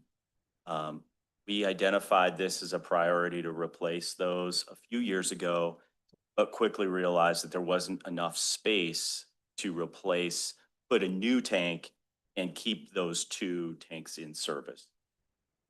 And since they are really the exclusive water storage for that whole zone, that whole area, it was pretty much an impossible project until we acquired additional land. So we went through a series of negotiations with the adjoining property owner, and board approved a purchase and sale agreement, which resulted in us finally acquiring the land in June of 2023. Since that time, we went through and cleared the site, and our crews recently completed the grading of the site. And Nate has done a fantastic job preparing engineer plans and specifications. The project was put out to bid, and we did a mandatory pre-bid walk, which is something we like to do with the contractors. We don't like to receive bids from contractors that haven't seen the site. It's a recipe for a lot of change orders or a misunderstanding about really what the access is like, what the constraints, where the property boundaries are, and how much space they may have for laydown area. So we did do that. We received 4 bids on this project, quite a large range, which you might have noticed, from $564,986 to $1,100,600. Big spread. There was a time when we'd be concerned that the spread was so large that maybe someone didn't understand the project. Either the high bidder was accurate in their assessment of the work scope, or the low bidder was accurate, but the fact there was such a big spread. Nowadays, in this modern world that we live in, I have much more of a stomach to handle these sorts of things. It does seem that there's a lot of volatility, and sometimes contractors will just throw a high bid in the chance that they're going to be lucky. And it's one of the downfalls of doing mandatory pre-bids is the only contractors that attend are on the eligibility list. So if I'm a contractor, I can look and see that my competition is only maybe 2, 3, 4 other bidders. So it is a trade-off. But with tanks, we always do that because the universe of eligible bidders really is pretty small. There's only a handful of tank builders in California, and they all know each other. So in this particular project is to build a new 250,000 gallon bolted steel tank on the property that we just acquired.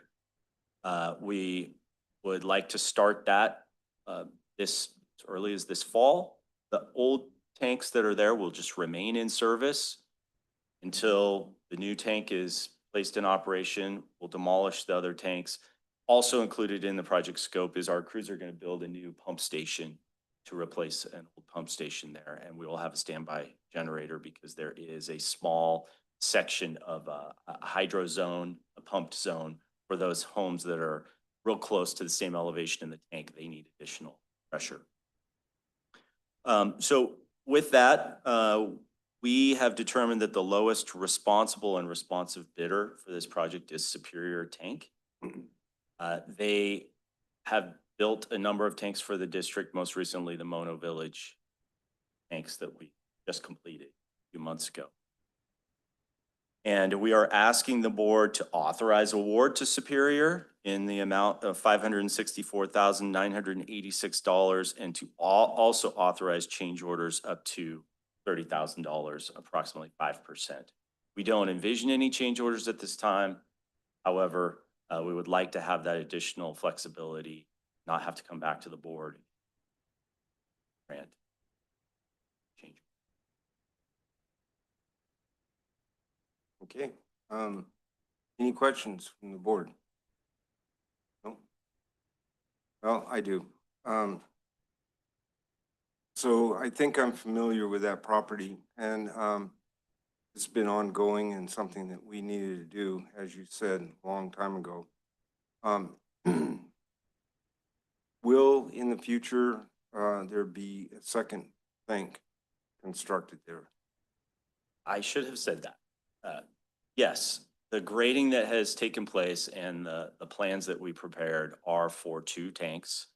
And there is space available to build a second tank when we need to. However, you'll notice that we're replacing the capacity that's on site with, there's 2 125,000 gallons. We're going to replace it with a 250.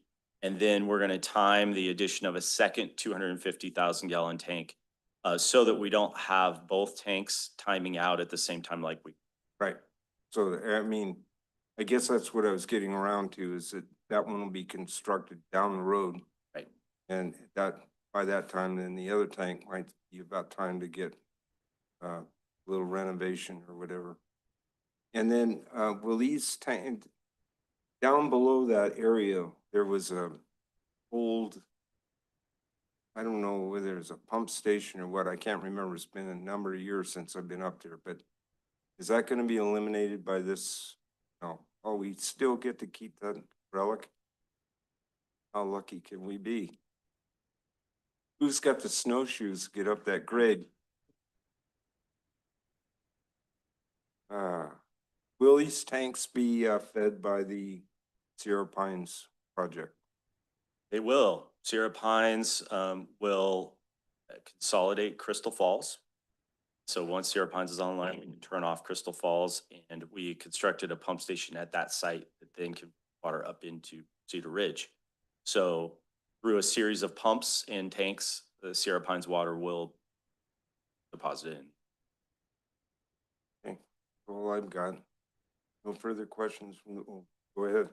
Just, I thought I was curious looking at the bids that the difference between the top, the 2 lowest bidders was like 500,000, or excuse me, $500 on a $500 million project. Pretty interesting. Which I credit Jen and Nate for that. That does tell me that at least 2 bidders understood fairly clearly what the work scope was. The high bidder, to be honest with you, we've seen this before as a pattern, and so it wasn't taken aback by the high bid. 2 low bids were very. And lastly, I'd just like to make sure we thank Nathan and Jennifer for the great work. Thank you, I will.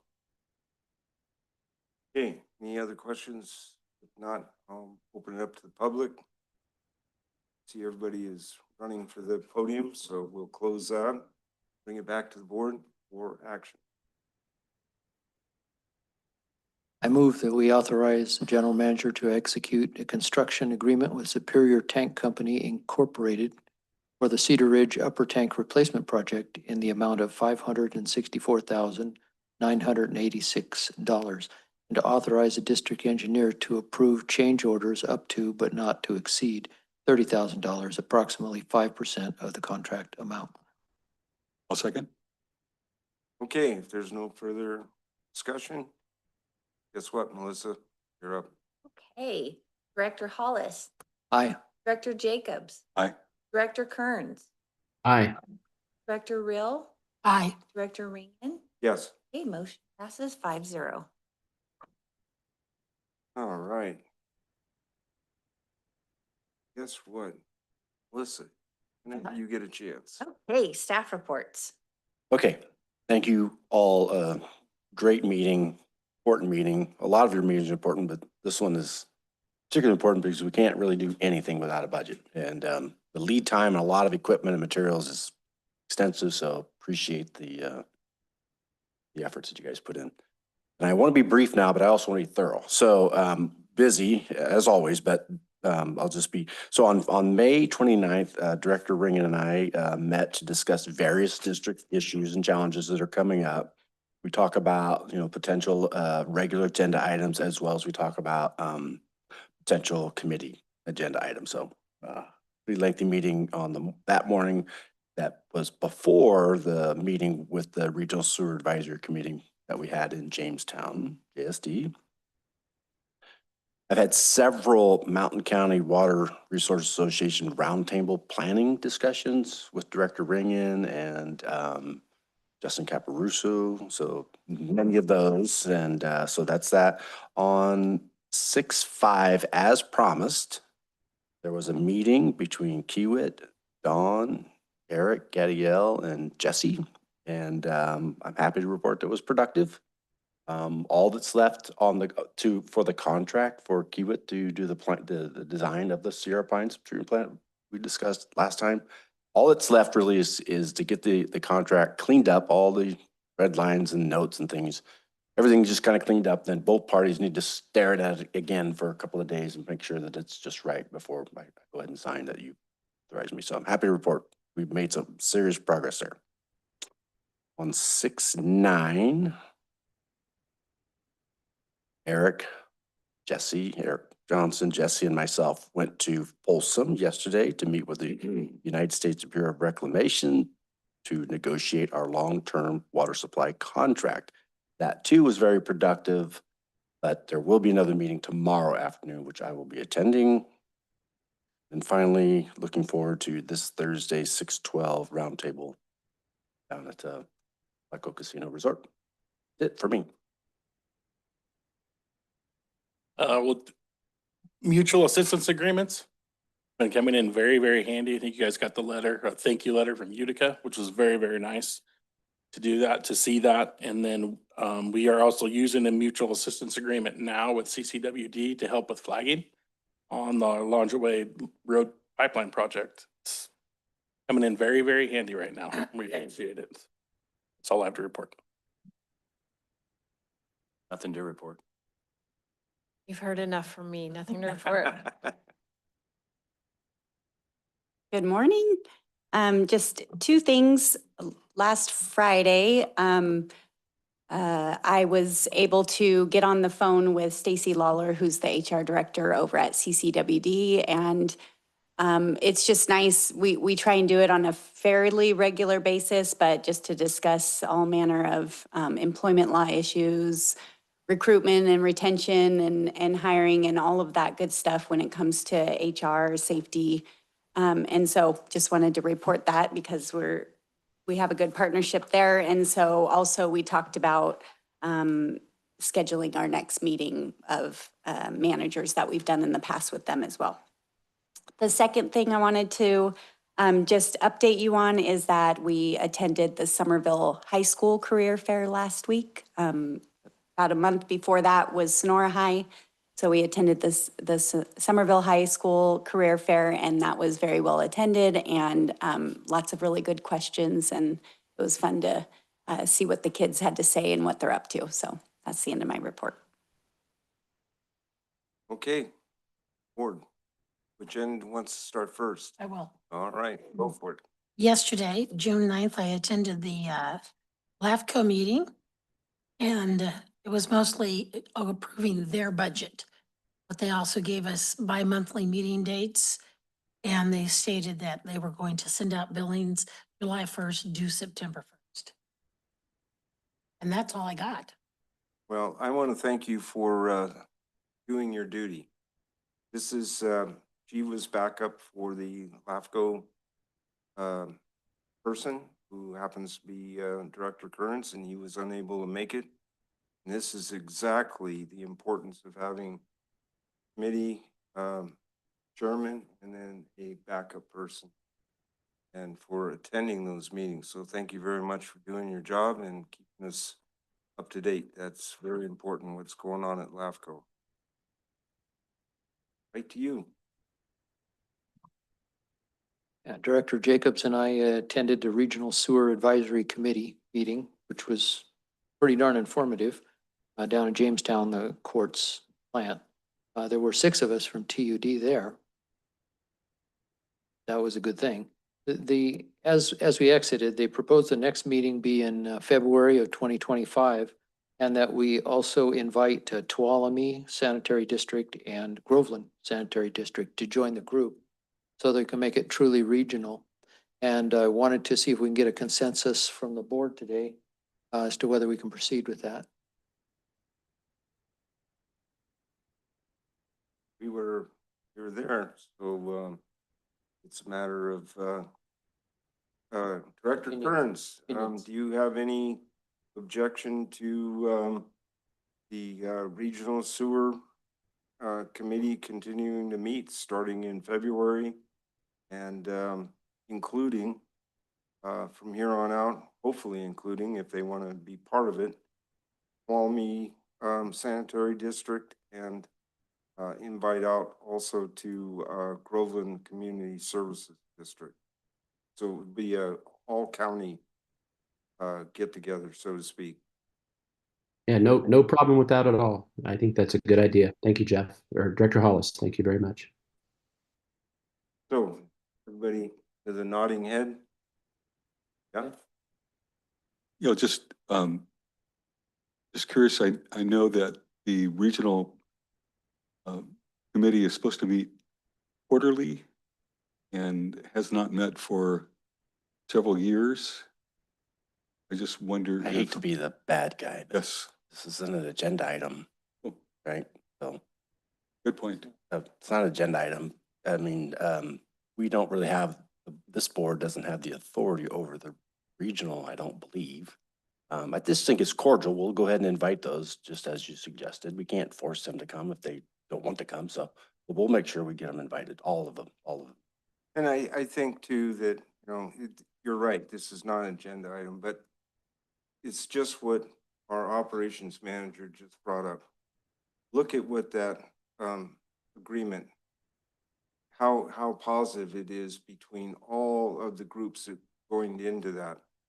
And why not have it on the sewer side also? I mean, you know, everybody's going to gain from this. So why just leave it in a few? Let's everybody help each other out. That's what makes the community really good and strong. And I understand that it's not an agenda item, so we can't vote on it. Just looking for some consensus to see if we can schedule. We've got 4. Are you on or not? You are. Okay, so there you go. Consensus. General Manager Perkins also said that they'd be supportive to have it held here in February. Great. That's all I've got. Thank you. Director Jacobs. Just to echo what Director Hollis said about the regional meeting with Jamestown. Also, I plan to attend with my fellow board members, the MCWRA event this Thursday on the 12th. That's it. Okay, for myself, 528 was attend and participate in the Citizens Planning Academy meeting. It was rather interesting. It was all about CEQA. I think I've been CEQA'd to death after what happened today. And then 529, attend Regional Sewer Advisory Committee meeting. I was sitting against the wall as a stone. 529, which GM Perkins already said, he and I met, covered a multitude of issues.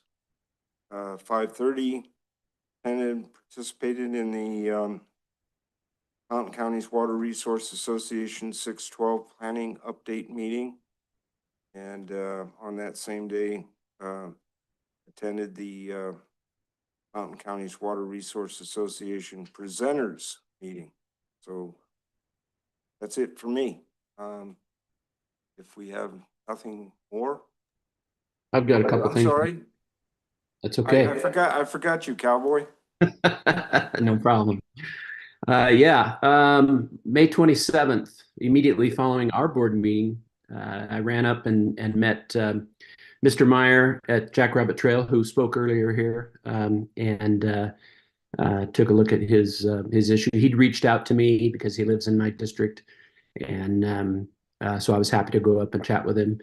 And he wanted to know what else he could do, and I suggested he come and speak at public comment, which is what he did. So I'm glad he made it.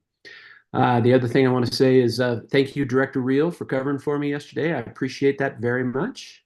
And looking forward to Mountain Counties on Thursday. I'll see you all there. Thank you very much. Great. Travel safe. Get back here safe, huh? Thank you. I will. Okay. Any further from the board? Anybody for the good from the public? If not, we will adjourn the meeting at